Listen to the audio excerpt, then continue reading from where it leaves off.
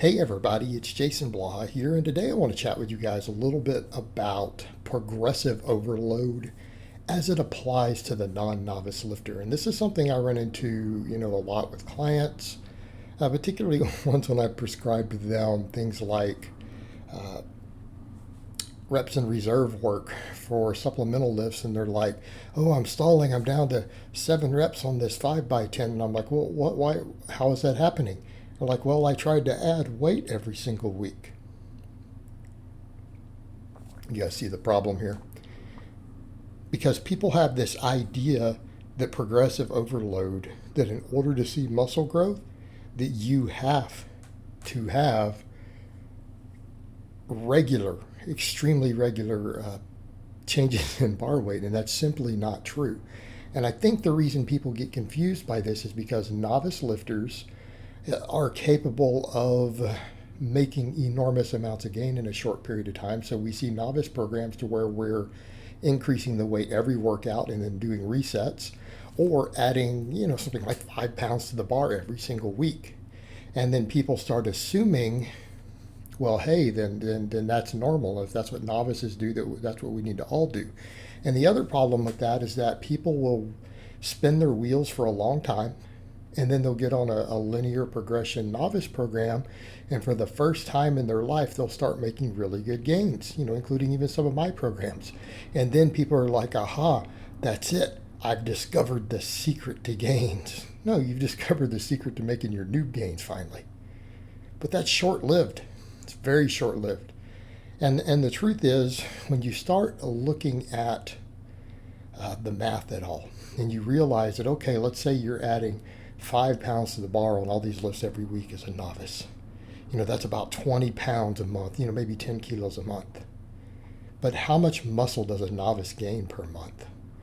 Up to 2 pounds. Like if you're progressing that quick, you're probably gaining a couple pounds of muscle every month. That's about just under 1 kilogram for those who don't use freedom units. See where we're going with that? 2 months of progress of what a novice lifter gains would be amazing progress for an advanced lifter for an entire year. So what you're looking at over the course of 7 or 8 weeks of the bar weight increase for an advanced lifter, that's a year's worth of progress. Well, there's no way you're adding 5 pounds every week and then doing that then. You're not even going to do it every 2 weeks. You may not even do it every 4 weeks. And when you start looking at things like effective rep theory, and keeping in mind effective rep theory, you also have to apply fatigue, residual fatigue from heavy work you did first. If you are within 5 reps of failure on any set, you are stimulating hypertrophy. Okay? So in other words, and that's, not an unreasonable assumption. We could argue that more advanced lifters are capable of stimulating it with weights that are lighter than 5 reps away from their max.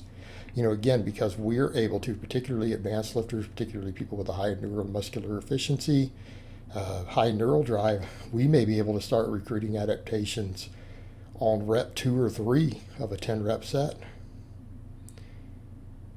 Right? Or even, like I've said, taking 50% of your max and doing 10s with it,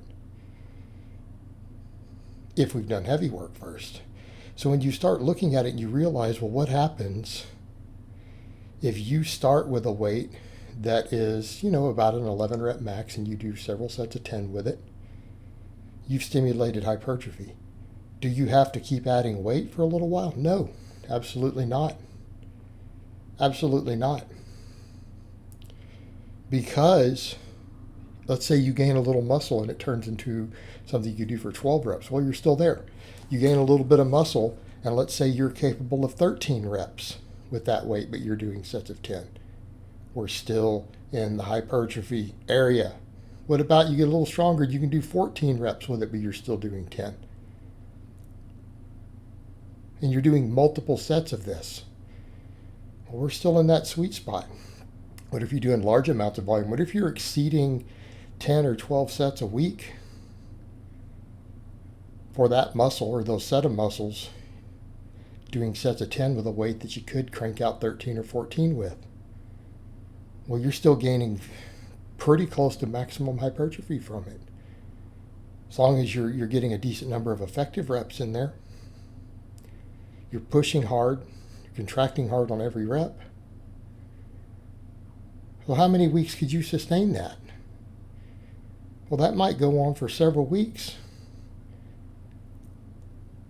And then you will need to add a little bit of weight. What happens if you add a couple more sets, though, and you're even more fatigued at the end?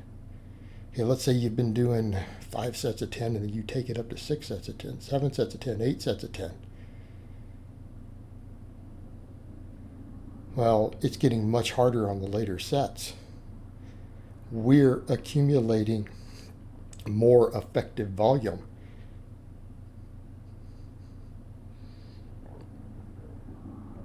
Eventually, you'll get to a point, though, to where we can't do it through pure volume, and you'll have to keep increasing mechanical tension, which means, for most purposes, that means more weight on the bar.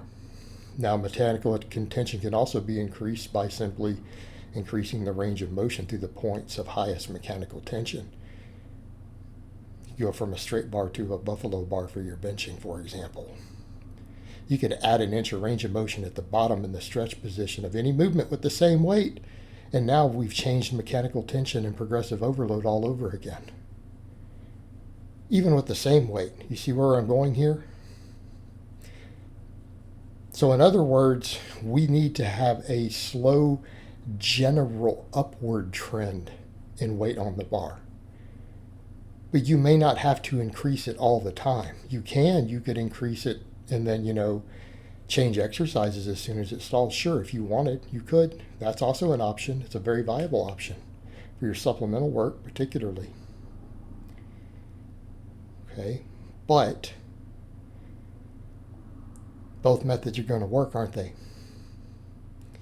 Both methods will work.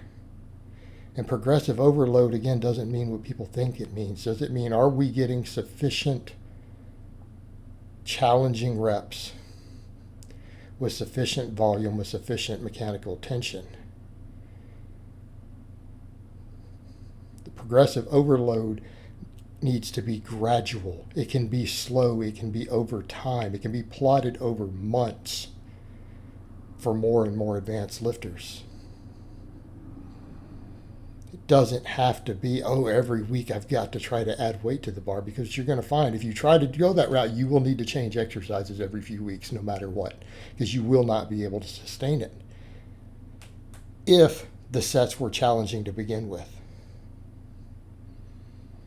Okay? And we can oftentimes continue to do the exact same weight, rep, and set scheme for several weeks while staying in that optimal range, as long as there is a general upward trend over time.